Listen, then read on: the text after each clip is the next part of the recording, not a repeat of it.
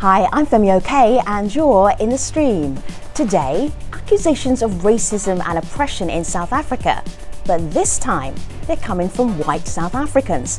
We discuss the claims of a group called Red October.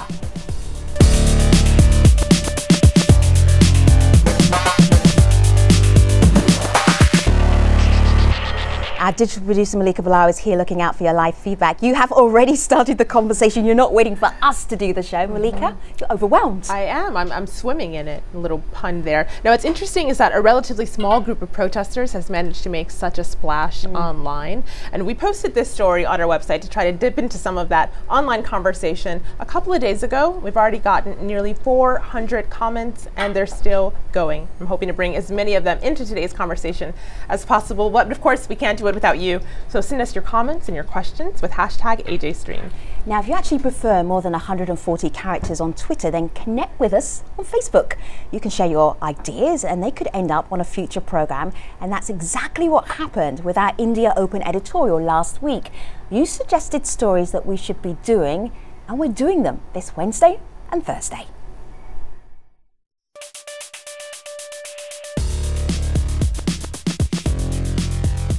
My name is Zahid Amanullah, and I'm Chief Media Officer at Unitas Communications in London, and I'm on the stream. Are white South Africans being persecuted? Alleging growing vulnerability, a group called Red October held nationwide protests demanding government action against what they call the inhumane slaughter and oppression of the white South African ethnic minority. Sonette Bridges is a founder of Red October and had this to say.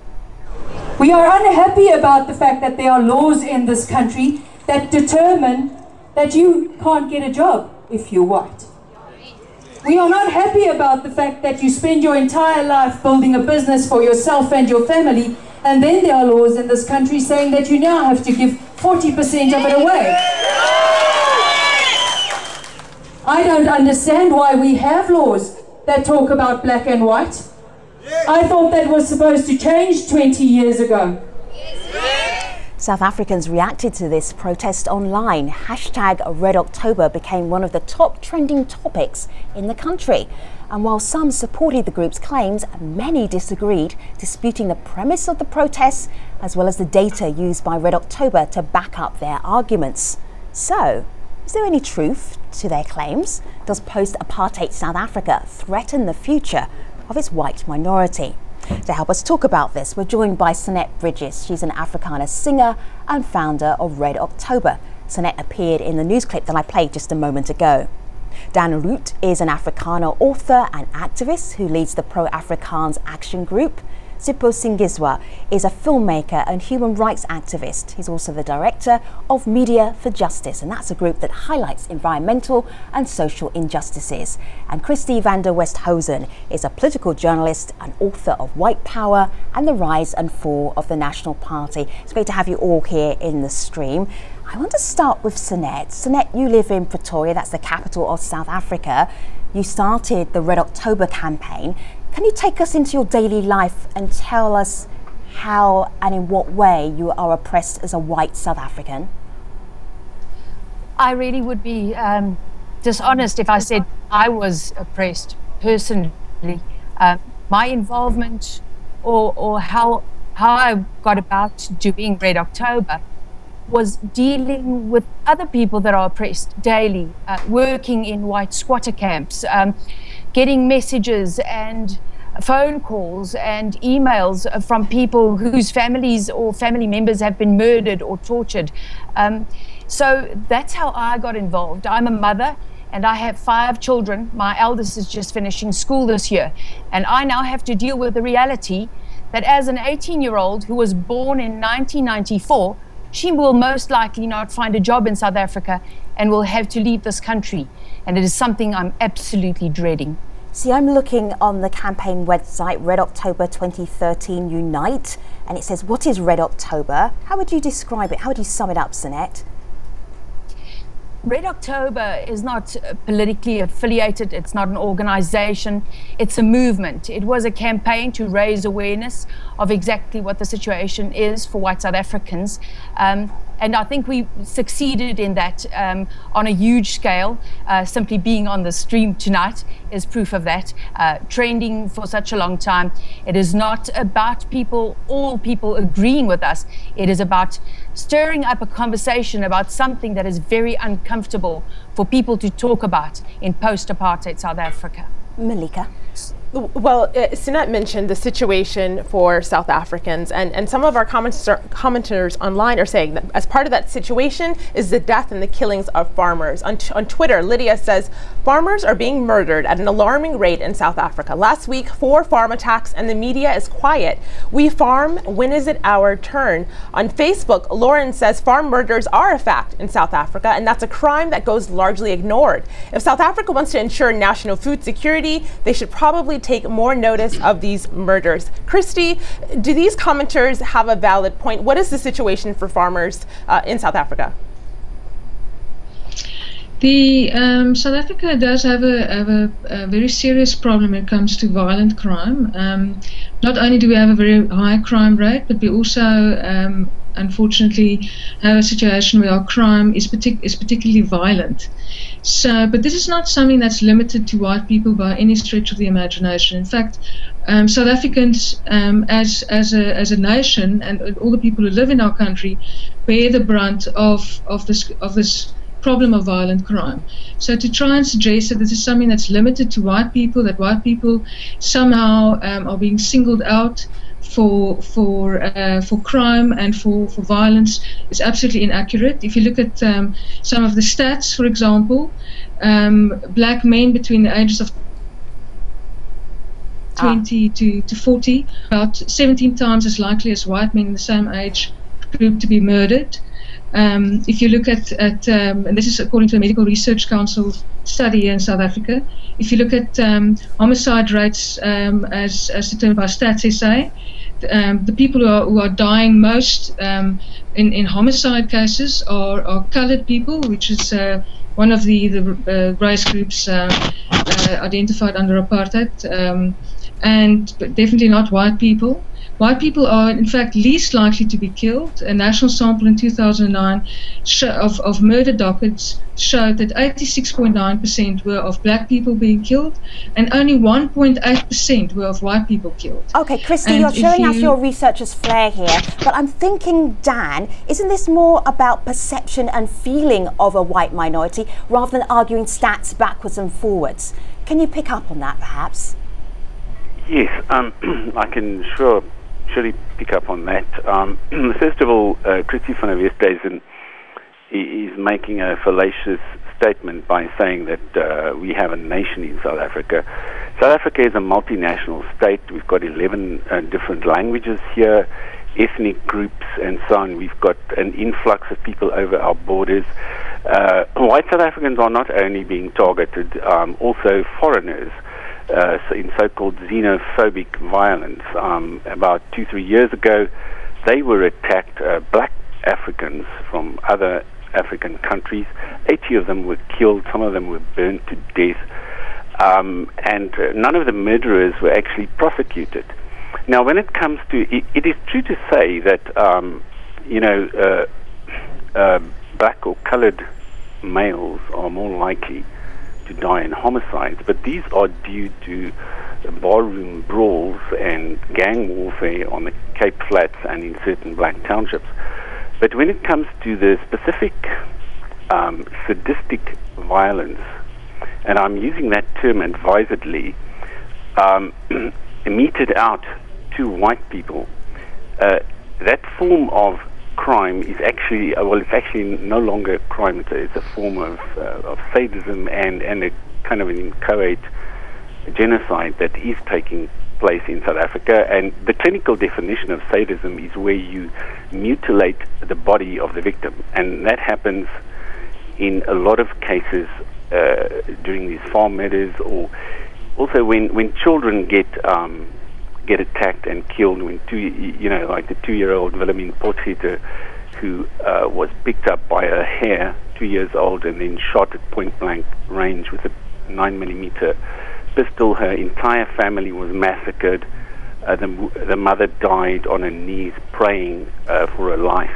when you have the entire families wiped out, massacred like that, people like,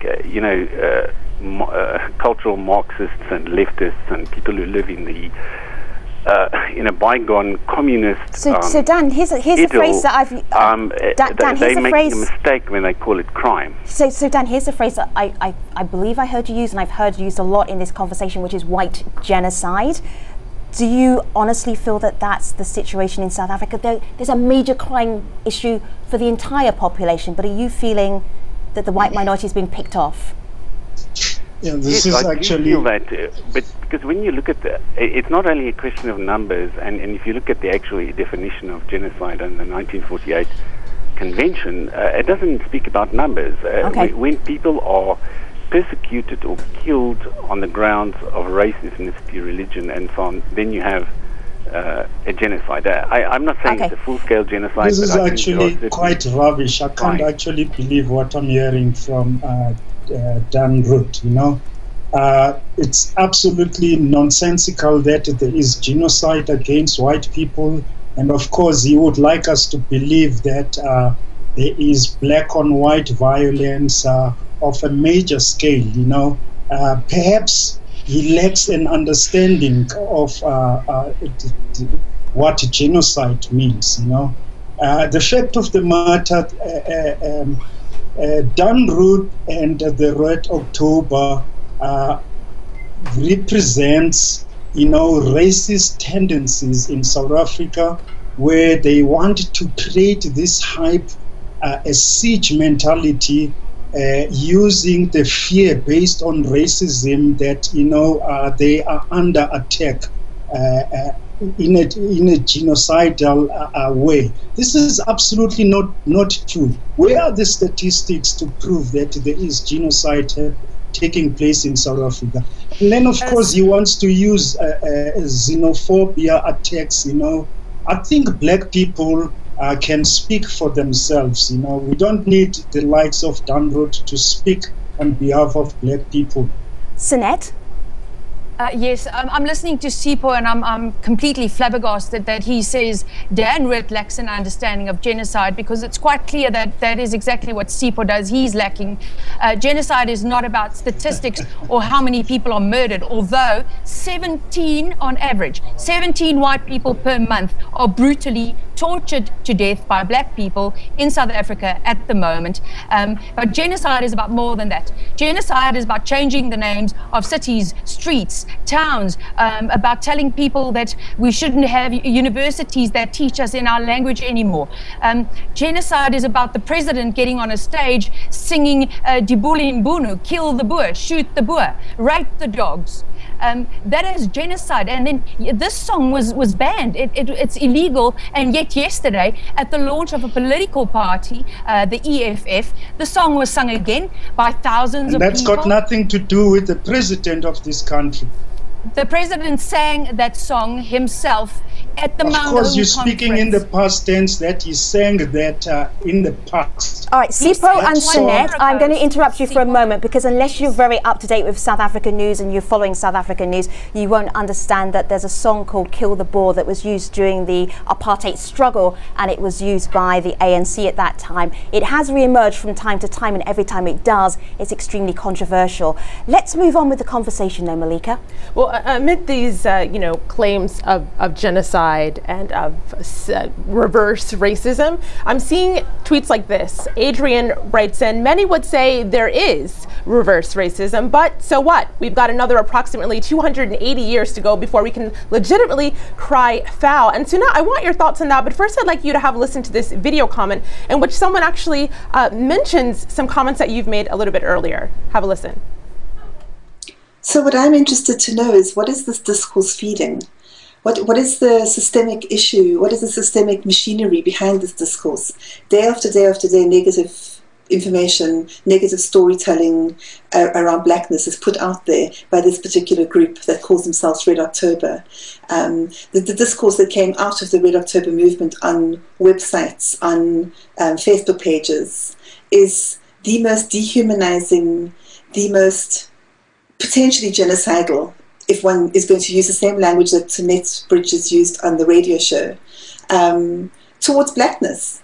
And yet the whole thing is turned around, and in this case, white people become the victims. So Sunat, she says that the discourse that Red October is using is dehumanizing blacks. What do you have to say to that? I don't agree with that at all. Red October has not used any racist discourse, not from the start of our campaign or during our peaceful marches on the 10th of October.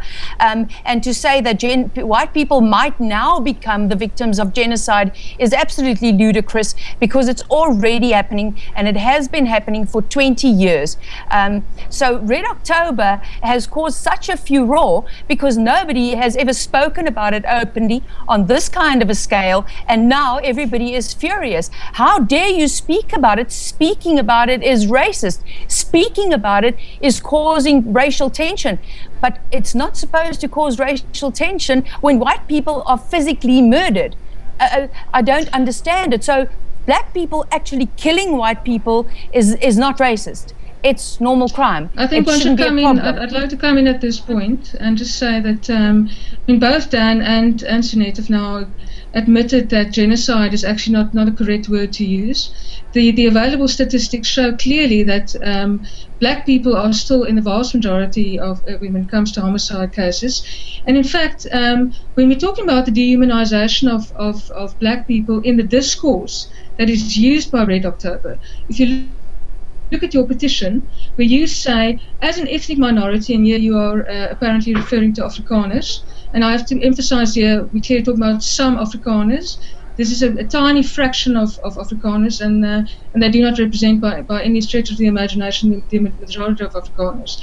So in your petition, you actually say, we have a right to have a good standard of education, we have a right to a safe environment, we have the right to feel safe in our homes, we have the right to have our borders safeguarded, etc., etc. And you're basically implying that only Afrikaners want this for themselves, and black people in this country do not want this for themselves. And in fact, only Afrikaners deserve this. So what you're actually conjuring is a kind of a wish for apartheid South Africa, when the bulk of resources was being spent on white people. Now, black people want exactly the same things. They want good education. They want to be safe. Our murder rates show that black people are as vulnerable to be killed, or in fact much more vulnerable to be killed. So, Christy, that's absolute nonsense. We do have these rights. Everybody has these rights. And at the end of the petition and at the end of the memorandum, it says that these rights groups in South Africa. Okay, so Sunette and Christy, I just want to share something with our audience, because when the Red October protest went to Pretoria, Sunette, you were saying that you can't personally say that you're oppressed, but other white South Africans were sharing their thoughts. I just want to show you some of the things that they were saying at that protest march. Have a listen to this. Immaterial of the statistics. We are not used to this mortality rate. We are not used to being raped at this rate. And most importantly, we are not used to being raped by other cultures, tribes, ethnicities. It's possible that everyone is a victim of crime, but they aren't targeted the way white people are.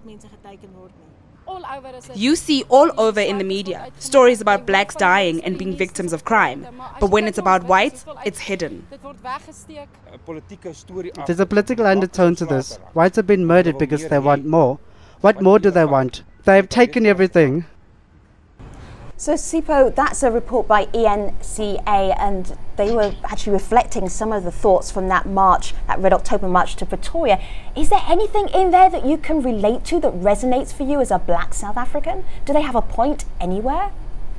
No, they don't. This is. Look, I'm not denying the fact that the levels of crime in South Africa that affect us all. You know. These are people who are talking from a very privileged point of view.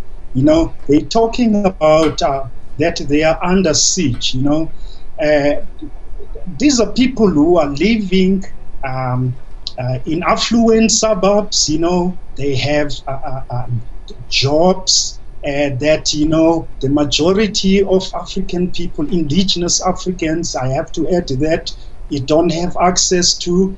They don't have access to prime land and so on, As Christy indicated before, if you look at the statistics in the townships, black people are exposed to high levels of crime, violence, and so on, And what this group, the Red October, is trying to distract from is the fact that there is, in South Africa, you're having poverty, and this poverty plays quite a major role in the levels of crime. Right. And our people still live in informal settlement, in squatter camps and so on, Yet you have a group, a privileged group of white people. And I'm not making a blanket statement, like Dan Root sitting there is highly privileged, but he makes allegations that the white race in South Africa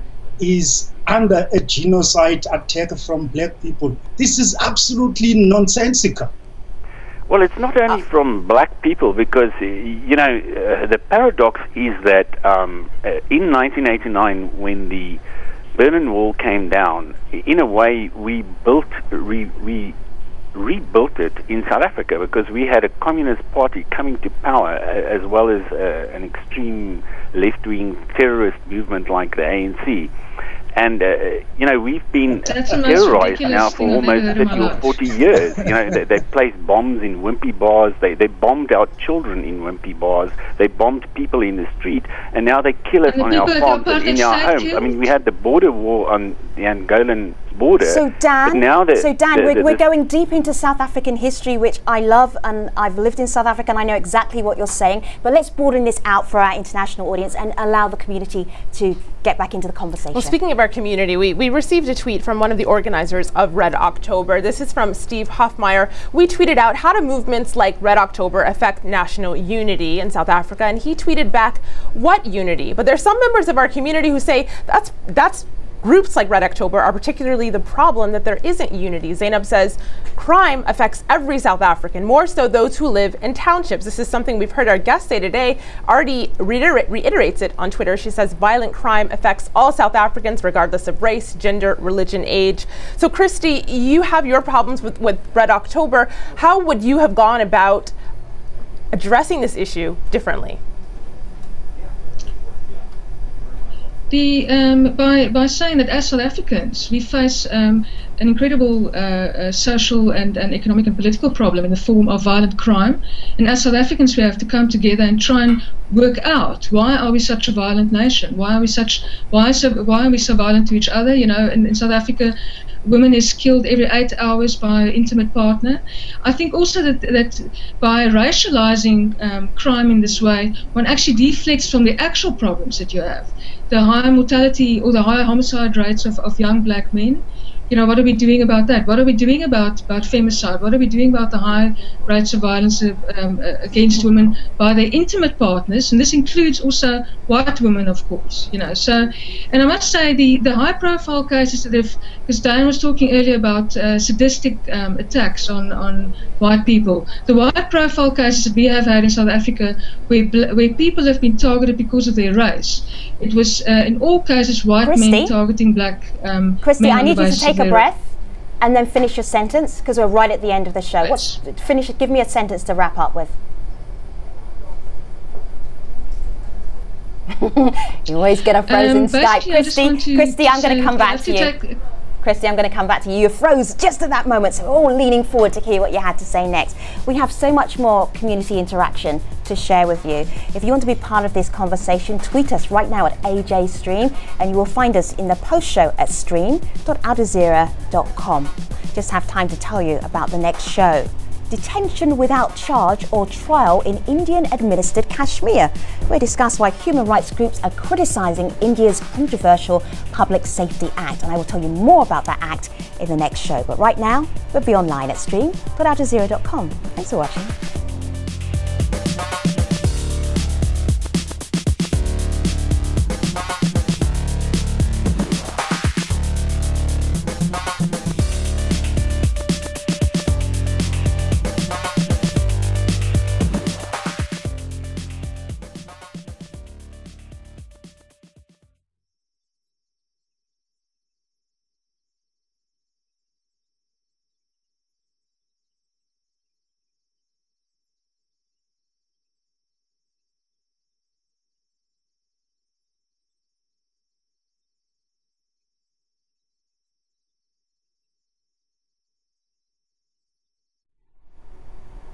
Hello again, this is the Streams Online Post Show.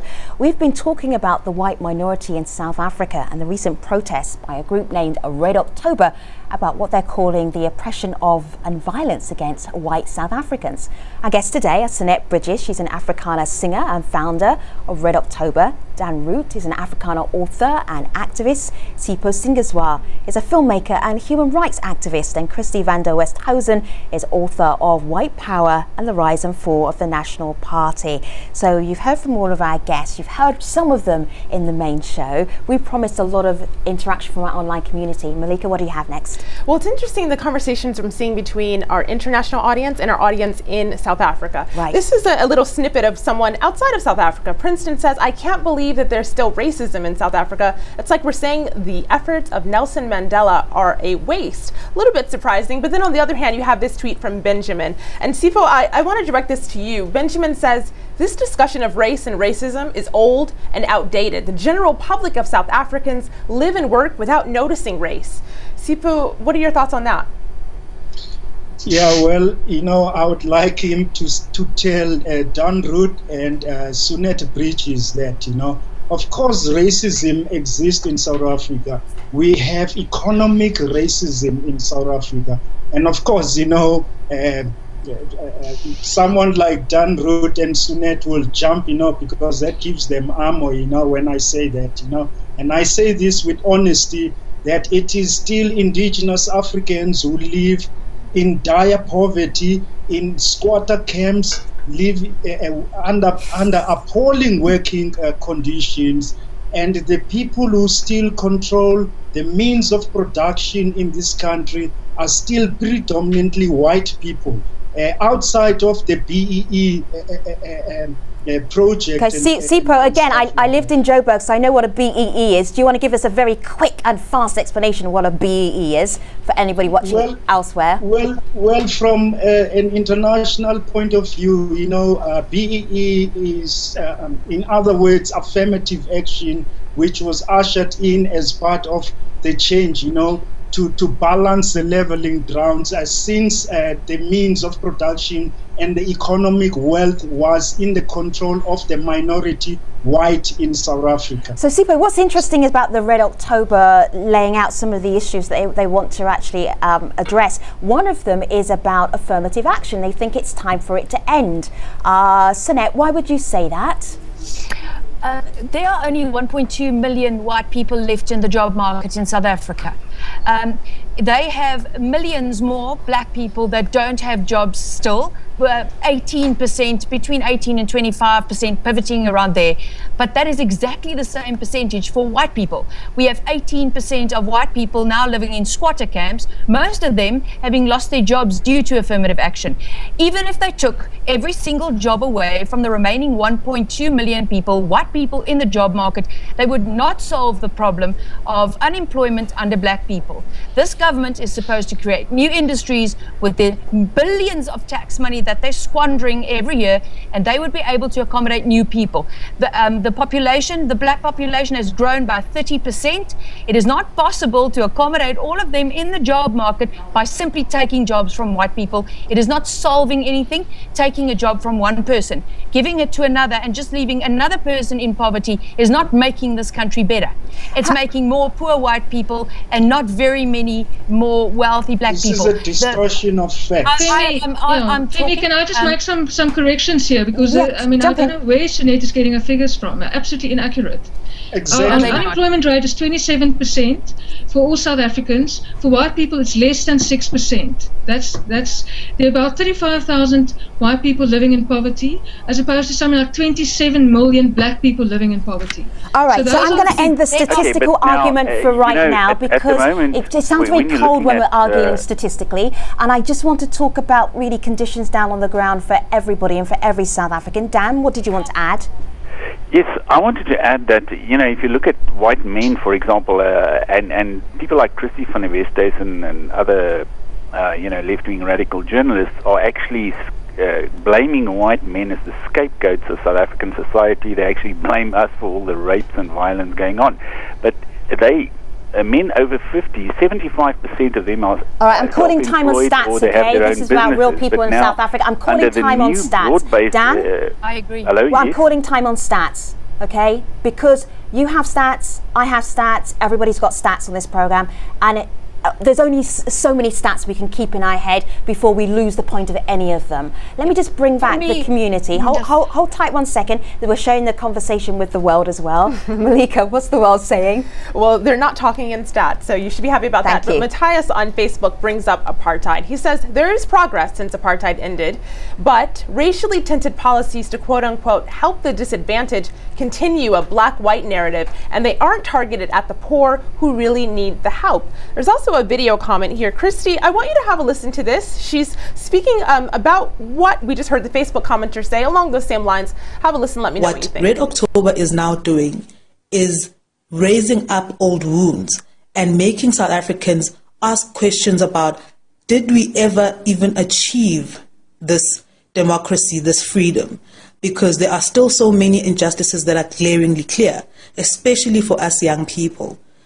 But I believe that those who are for this country are for building and taking the nation forward, not taking us back to a past we'd rather not go to. Thank you. So Christy, she says movements like this are moving South Africa backwards rather than forwards. How do we move forwards?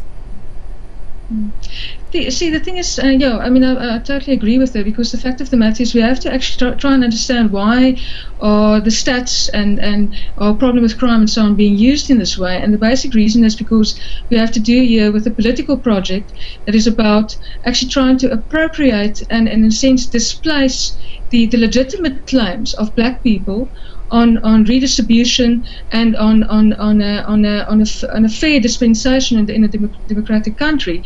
Those legitimate claims of black people are being displaced and being deflected, and white people are now being there's an attempt to position white people as the victims. So that's the political project that we have here, and it's actually behind that.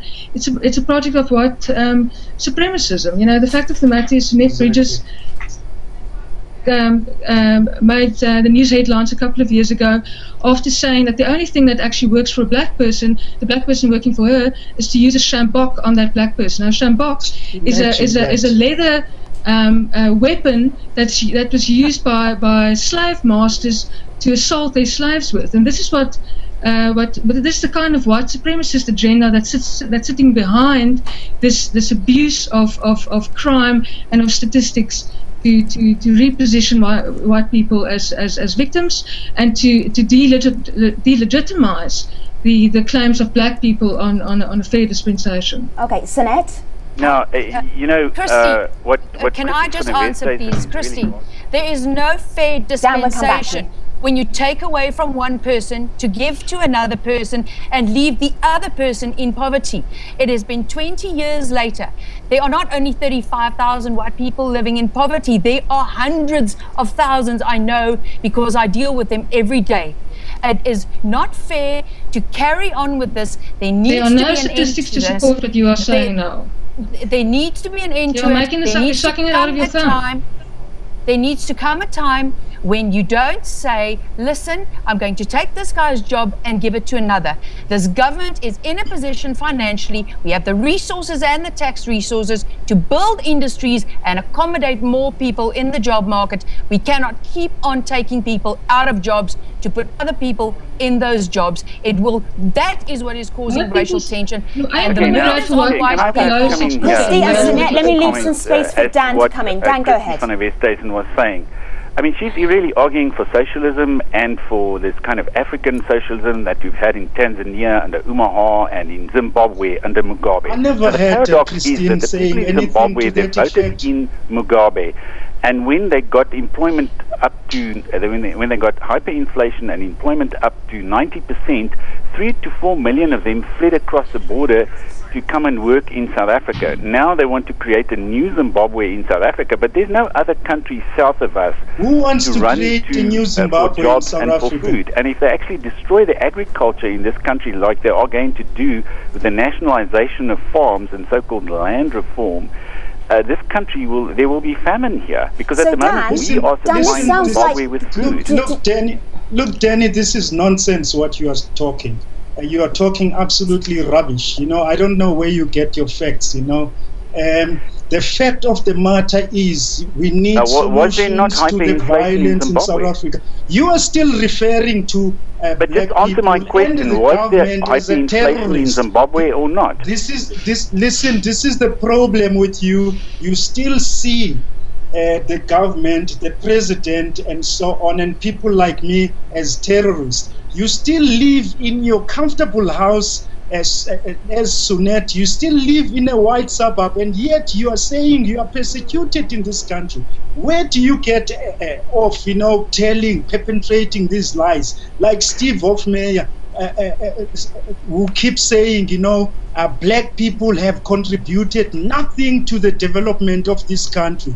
Go around at night and you see black people working. You see black people. Whilst you are sleeping in your comfortable bed at home in a white, well-serviced suburb, you know, but you have the audacity to actually say that you are persecuted, you are a victim of a genocide. You know, these are lies, and it's people like in fact, Julius Malema said over the weekend that there was, if you're talking about lies, okay? All right, so gentlemen, I just need to ask you to do something for me.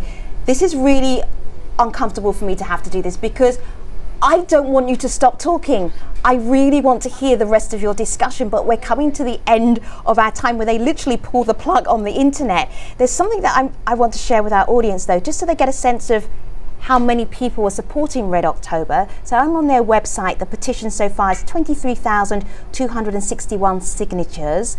22,100 people are liking them.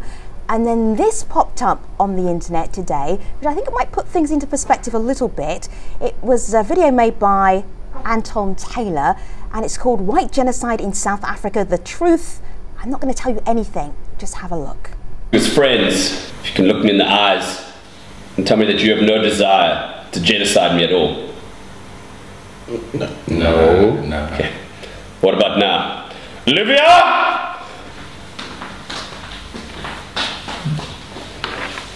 Olivia. Sweet Olivia. Olivia's father has a farm. Do you want to genocide her?